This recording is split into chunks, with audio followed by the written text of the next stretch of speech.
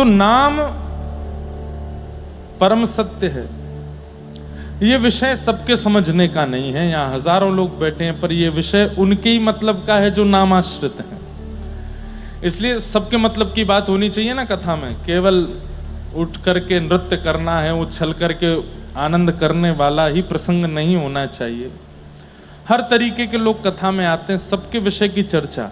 कोई निकुंज उपासी आए हैं, उनके लिए भी कई लोगों को इतने से ही मतलब है कि हमको यही बता दो कि सुबह वाला दीप कितने बजे जलाना होता है, रात्रि को भोग कितने बजे लगाना होता है, सुबह उठाना कैसे है, रात में सुलाना कैसे, इतना ही बता दो बस। इससे ज्यादा हमको ठाकुर जी की इच्छा नहीं है। तो हर तरीके के लोग कथा में हैं। तो अभी तक का जो विषय था ये उनके लिए है जो नाम प्राप्त, जो अपने जीवन का उद्देश्य मान चुके हैं कि हमारा उद्देश्य केवल भगवत प्राप्ति है और कुछ नहीं। वो नाम का आश्रय लो और धीरे धीरे धीरे नाम कृपा करेगा। और वही नाम परम सत्य है, परम सत्य है। भागवत जी के दूसरे श्लोक में कहते हैं, धर्म प्रोजित कैतवोत्र परमो निर्मत्सराणां सतां वैद्यं वास्तवमत्र वस्तु शिवदं तापत्रयोन्मूलनम्। श्रीमद्भागवते महामुनि कृते किं वा परैरीश्वरः सद्यो हृद्यवरुध्यते त्रिकृतभिः शुश्रूषुभिस्तत्क्षणात्। विषय, अधिकारी, संबंध और प्रयोजन। भागवत में 4 विषय हैं। सबसे पहला भागवत का विषय क्या है, दूसरी बात भागवत का अधिकारी कौन है, तीसरी बात भागवत सुनने से किससे संबंध होता है, और चौथी बात भागवत का प्रयोजन क्या है। तो पहली बात विषय, भागवत का विषय क्या है, तो कहते हैं धर्म प्रोजित कैतवोत्र परमो, हमारे चित्त में परम धर्म का उद्दीपन करना, ये भागवत का विषय। धर्म एक बात है, परम धर्म विशेष बात है। अब धर्म परम धर्म में अंतर क्या है, ध्यान से सुनिएगा।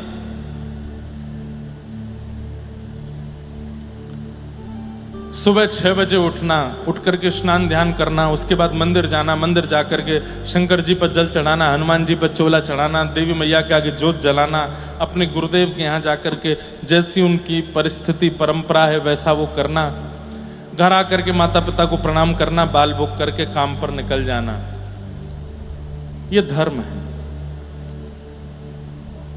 रामनवमी मनाना, सीता नवमी मनाना, जन्माष्टमी मनाना, गणेश चतुर्थी मनाना, होली, दिवाली, रक्षाबंधन आदि आदियों पर सात्विक घर में पूजा करना, ये सब धर्म है।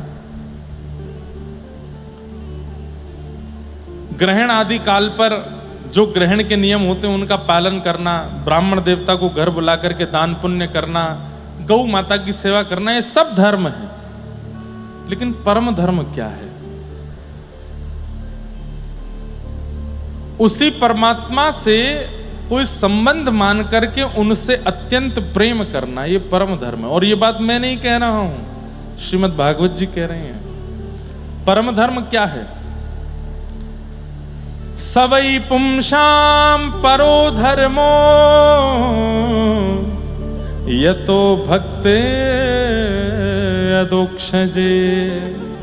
सवै पुंसां परो धर्मो, सभी प्राणी मात्र का परम धर्म क्या है, यतो भक्तिर अदोक्षजे। अदोक्षज भगवान, भगवान का नाम अदोक्षज है।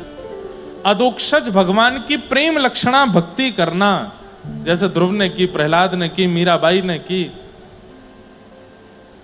हमारे मथुरा के दादर रहमान ने की। हमारे मथुरा में एक मुस्लिम परिवार रहता था, आज भी बहुत मुस्लिम परिवार रहते हैं। उन्हीं में एक परिवार में रहता था, उसका नाम था दादर रहमान। क्या नाम था? ऐसी अटपटी कहानी तो झूठ होती है, ऐसी अटपटी भक्त लीला मैंने सुनी ही नहीं जैसी दादर रहमान की। एक होता है बंधुओं कि आप प्रयास करते हो ठाकुर जी की प्राप्ति करने का, और एक होता है कि ठाकुर जी प्रयास करते हैं आपकी प्राप्ति का। ये दो प्रकार से ही भक्तों के चरित्र आपको सुनने को मिलेंगे।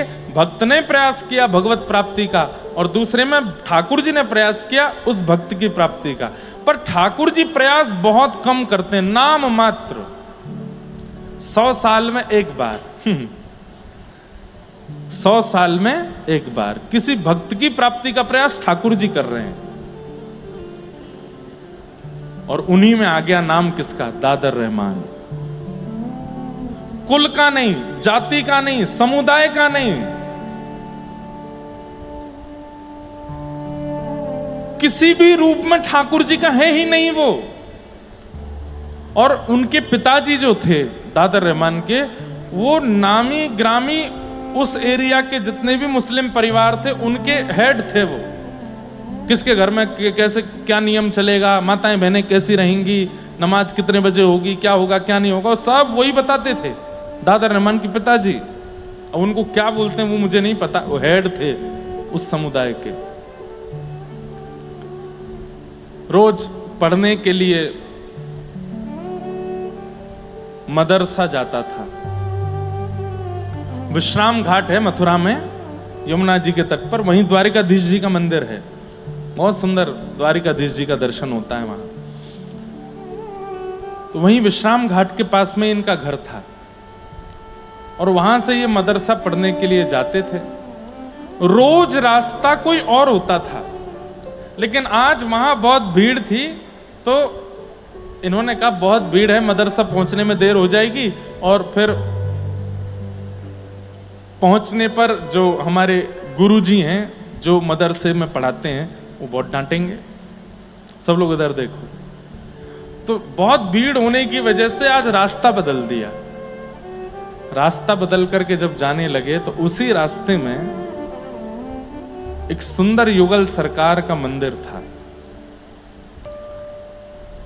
और भगवत कृपा से पहले मंदिरों में ऐसा नियम होता था कि जैसे अगर मेन रोड पर मंदिर है, आज भी अगर कोई मंदिर ऐसे बनते हैं तो आप जाके वहां बोल सकते हो, जिद मत करना, बस बोल देना कि रोड से ठाकुर जी का दर्शन नहीं होना चाहिए, कि चलता फिरता आदमी चप्पल पहने कैसे भी ठाकुर जी को देख के निकल रहा, नहीं। इसलिए प्राचीन काल में मंदिर अगर जो रोड पे होते थे तो द्वार पर एक दीवार लगा देते थे, यहां से पुरुष प्रवेश करो, यहां से स्त्री, अंदर आके ही दर्शन होगा। नियमित रूप से हाथ धो के, पैर धो के, जूता चप्पल उतार के भीतर आओ, तब ठाकुर जी का दर्शन करो। अब रोड पे है, वहीं से ही लोग दर्शन करते जा रहे हैं, पान खाते हुए दर्शन करते हुए जा रहे हैं, वहीं से ही सब्जी मंडी से ही दर्शन करते, ऐसा नहीं। जिद मत करना कहीं कोई मंदिर ऐसा दिख जाए तो, पर निवेदन करना कि एक कोई ऐसी एक कुछ लगा दीजिए ना कि भीतर आके ही दर्शन करे। तो वो वहां एक दीवार थी और वो एक दिन पहले ही टूट गई थी। अब ये देखो, इस सारी योजना भगवान ने बनाई है। एक दिन पहले वो दीवार टूट गई जिससे रोड से लोगों को भीतर नहीं दिखता था, और दादर रहमान को आज उस रास्ते में बहुत भीड़ मिली जहां से वो रोज मदरसा जाता था। बदल करके आया, बहुत सीधा साधा बालक, 15 वर्ष की अवस्था थी, जा रहे थे, बस ऐसे देखते हुए चल रहे थे। नगर में नया रास्ता था, तो नया रोड था, तो कौन सी दुकान है, क्या है क्या है। तभी एक झरोके में से भीतर देखा तो मुरली मनोहर लाल ऐसे त्रिभंग ललित श्याम सुंदर वंशी बजा रहे हैं, और श्री किशोरी जी कटाक्ष भर के उनको देख रही हैं, और बस ये रूप माधुरी। 4 कदम आगे गए और रुक गए, और फिर वापस आए, फिर देखा, और देख करके बस देखते रह गए।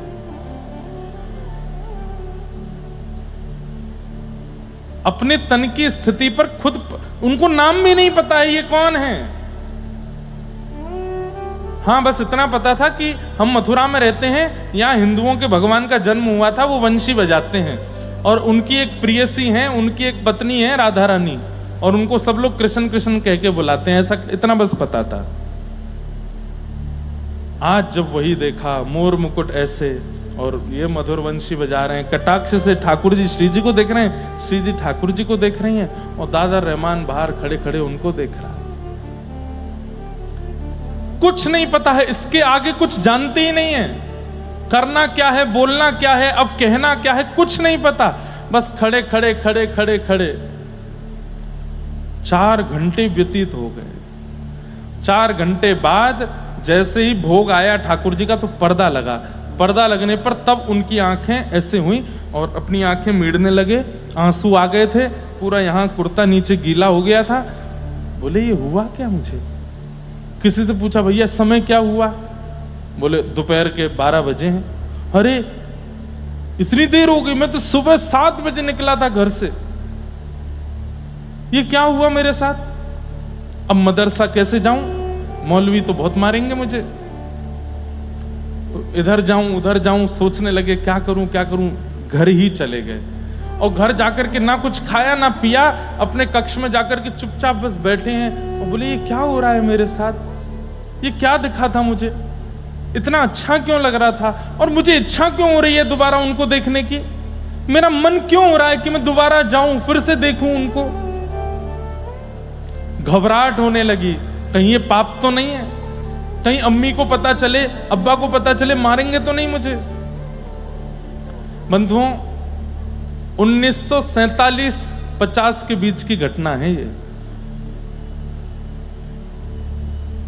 कल्याण अंक आता है गीता प्रेस, उसमें ये अंक लिखा था। और वो दादर रहमान ना कुछ खाए ना पिए, बस पड़े पड़े रुदन कर रहे हैं। और जैसे अम्मी आती हैं या कोई घर का सदस्य आता तो उठ के बैठ जाते हैं। हाँ बोलो क्या हुआ, आज इतना शांत क्यों है? नहीं कुछ नहीं, थोड़ा ऐसी गर्मी लगी ना तो थोड़ा घबराहट हो रही है। नींबू पानी पिएगा? हाँ पी लूंगा। माँ पानी लाई, एक घूंट उनके सामने ऐसे पीते हैं, वो चली जाती है। इच्छा ही नहीं हो रही कुछ खाने की पीने की। चाहे लगन लगी घनश्याम की, बहुत सुंदर पद है। ठाकुर जी की लगन जिसको लग जाती है, बंधुओं यहां सुनने तो आप लोग आते हैं पर अगर भूल से भी अगर ठाकुर जी ने पकड़ लिए ना तो किसी काम के रह नहीं पाओगे फिर। इसलिए ठाकुर जी ने खुली छूट देख रखी है कि भाई तुम लोग भजन साधन करके मुझे पकड़ लो, मैं अगर पकड़ूंगा तो फिर रोना नहीं बाद में, क्योंकि फिर किसी काम के रह नहीं पाओगे। बहुत सुंदर पद है। दादर रहमान को पता नहीं चल रहा है कि क्या, और बात भी तो नहीं कर सकते किसी से। किससे जाके कहूं, किसको बताऊं अपनी मन की वेदना? जिससे कहूंगा वही मुझे मारेगा। ये क्या कर रहा है तू? लेकिन किया तो मैंने कुछ भी नहीं है, मैं तो बस जा रहा था, देख लिया। अब मैं कैसे रुक गया, कितनी देर देखने लगा, इसमें मेरा क्या दोष है? अपने आप से ही बातें कर रहे हैं। रात भर सोए नहीं, तभी समय हुआ सुबह का। पक्षी आदि सब बोलने लगे, सब नहाने धोने जाने लगे। आप भी बड़े उत्सुक होकर के तैयार हो गए और मन में सोचते हुए जा रहे हैं, नहीं दादर कुछ गड़बड़ हो जाएगा, वहां से नहीं जाना है, अपने वाले मार्ग से ही चलते हैं। और बस जा रहे हैं उस रास्ते से जहां रोज मदर से जिस रास्ते से जाते थे। पर जैसे उस रास्ते पर गए, आज भीड़ भी नहीं है, लेकिन रुक गए। नहीं, अपने आप को समझा रहे, मैं रुकूंगा नहीं, बिल्कुल नहीं रुकूंगा। वहां पे गलत है ना, अपराध है, पाप है, लेकिन एक बार देख लूंगा बस। शायद हो सकता है एक बार देखने से जो घबराहट हो रही है, बेचैनी हो रही है, वो नहीं होगी। मदरसा ही तो पहुंचना है, चल लौट के चलते हैं ना वहीं से। वही भाव उचित है।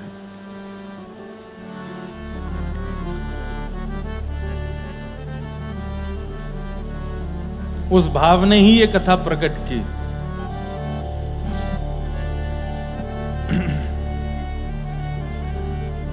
आप दोबारा लौट करके उस रास्ते से जा रहे हैं और बस देखते जा रहे हैं कहां है वो मंदिर, कहां है। तभी वो द्वार दिख गया। घबराहट भी हो रही है, डर भी रहे हैं, पर इच्छा भी हो रही है कि एक बार तो देख लूं।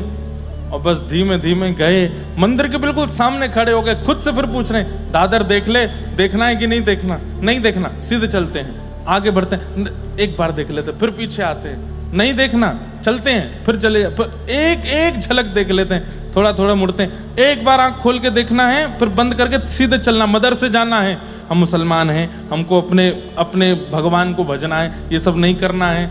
एक बार देख लेते हैं। और जैसी नजर करके देखा, आंख खोली, फिर से देखते रह गए, वहीं स्थिर रह गए और सामने खड़े खड़े रोने लगे।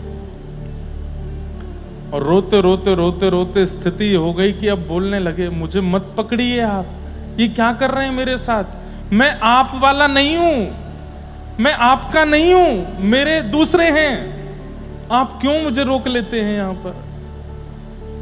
तो मानो भीतर से ठाकुर जी कह रहे हैं, अच्छा ठीक है तो चला जा, मन नहीं हो रहा जाने का, क्या करूं, मैं तो जानता ही नहीं आपको, आपके यहां क्या परंपरा, क्या विधि विधान, मुझे कुछ नहीं पता, मुझे क्यों पकड़ रहे हो, क्यों रोक रहे हो। ठाकुर जी बोले, तुमको अच्छा लगे, तुमको भागे हो है। अब यहां प्रश्न आता है, दादर के जीवन में ना तो नाम है, ना संकीर्तन है, ना कथा है, ना यज्ञ है, ना तप है, ना अनुष्ठान है, ना ही वो हिंदू कुल में जन्मा है, फिर क्यों उस पर कृपा हो रही है। यहां हम कर करके परेशान होते जा रहे हैं, हम पर फिर भी कृपा नहीं हो रही है, क्यों। उसका स्वभाव अच्छा है। दादर रहमान के जीवन चरित्र में बताया कि वो स्वभाव से अच्छा है। जब कभी भी घर में ऐसा कोई उत्सव होता जिसमें जीव जंतुओं को मारा जाता तो वो रोता था कमरे में जाके, पिताजी से कहता, ये इसमें भी तो वही भगवान है जिसको हम रिझाना चाहे, क्यों मार रहे हो। ऐसे स्वभाव में कभी किसी को दीनहीन देखता था तो अपने अब्बा जान के पास जाके, इसको कुछ दे दो ना, अम्मी इसके लिए रोटी बना दो ना। उसका स्वभाव बहुत मधुर था, बहुत बहुत, जैसे भोंदू की कथा सुनी है आप सब लोगों ने, वो भोंदू ही था, सरल ही है। क्या समझ में आई बात। कई बार साधन भगवत प्राप्ति नहीं कराता, स्वभाव भगवत प्राप्ति कराता है। अधिकतर देखा जाता है हम भक्त साधन से तो हो जाते हैं पर स्वभाव से नहीं बन पाते। कथा में आने वाले लोगों में भी प्रतिस्पर्धा होती है, कथा में आने वाले लोगों में भी दुनिया भर के दोष भरे पड़े रहते हैं। सरल चित्त, सीधा चित्त जिनका होता है ना, उनको ठाकुर जी मिलते हैं। और मैं तो ऐसा भी मानता हूं, जैसे किसी का आपको स्वभाव लगा बहुत सीधा है, बहुत सरल है, बिल्कुल सामान्य है, ये अंतिम जन्म है उसका। अच्छा एक बात, थोड़ा मेरा एनालाइज है, मैंने थोड़ा सा एनालाइज किया है, ध्यान से सुनना। कोई व्यक्ति जिसका स्वभाव बड़ा चंट है, बहुत चतुर है, बहुत जल्दी जल्दी, और जो है जरा सी देर में परिस्थिति को परख लेता है, जरा सी देर में कैसे यहां से पैसे निकालने हैं, कैसे यहां ये करना है, ये बहुत जल्दी जल्दी, मतलब बहुत चतुर है। समझो ये उसका पहला जन्म है, पहली बार आई है उसकी जीवात्मा, तो अपने सारे पैतरने लगा रही है दुनिया में, इसको कैसे अपनाना है, इसको कैसे पकड़ना है, इससे कैसे पैसे निकालने हैं, यहां से कैसे निकल के भागना है, इससे कैसे करना है, ये सब कुछ। एक जन्म के बाद फिर दूसरा जन्म आता है तो थोड़ी चतुराई घट जाती है, फिर तीसरा जन्म आता है थोड़ी और चतुराई घट जाती है, चौथा जन्म आता है थोड़ी और, करते करते करते अब वो आत्मा एक्सपीरियंस्ड हो गई है, उसको पता चल जाता है कि यहाँ चतुर बनने से कोई फायदा नहीं है, अंततो गत्वा लकड़ी पर जलना ही है। चतुर बनने से, इसका हक मारने से, ये करने से, वो करने, कुछ नहीं होने जाने वाला। तो वो आत्मा क्या करती है, अपनी बुद्धि को विश्राम देती है, बोले तू शांत रह, थोड़ा सरलता से। कोई गलत कर भी रहा है, किसी के द्वारा अपराध हो भी रहा है, तो वो उसको देख करके शांति हो जाती, कोई बात नहीं भाई, तुम भोगोगे, तुम जो कर रहे हो, हमें कोई इससे चिंता नहीं। सरल चित्त जिनका हो जाता है, सहज स्वभाव जिनका हो जाता है, मेरे मायने में ये उनका अंतिम जन्म है। बस वो साधन और ले आए, भजन और ले आए, बस निकल जाएंगे, अब फिर नहीं आएंगे दुनिया में।